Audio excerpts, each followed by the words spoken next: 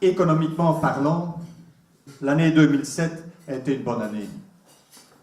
La croissance économique américaine a été bonne, in fine, et s'est même accélérée.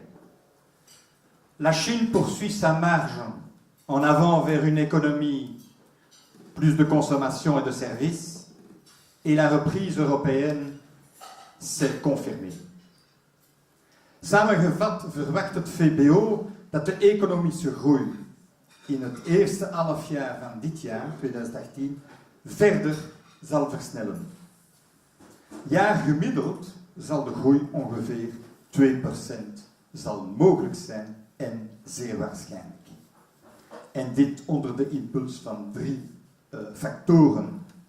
Een aantrekkend consumptievraag, meer publieke investeringen. Jan heeft erover gesproken, ja, we hebben verkiezingen dit jaar, dus een verkiezingsjaar geeft altijd meer publieke investeringen.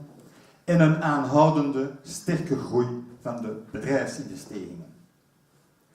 Anderzijds weten wij wel en verwachten wij naar het einde van het jaar 2018 onder meer de naderende Brexit-datum kan beginnen wegen op onze economische dynamiek.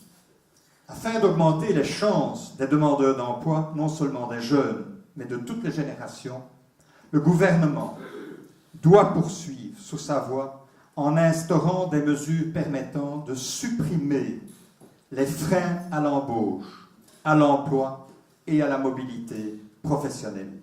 Les services régionaux, c'est la matière régionale, de l'emploi doivent miser plus que jamais sur la formation, sur la réorientation et une activation plus forte dans un souci d'employabilité afin de diriger un maximum de demandeurs d'emploi vers des postes disponibles.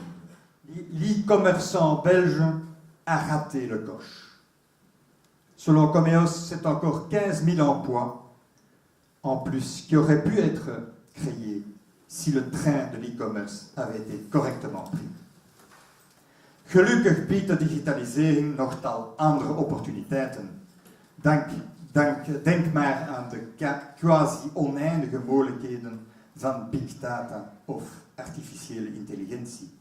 De geschiedenis leert trouwens dat de technologische revoluties uit het verleden op lange termijn leiden tot economische groei.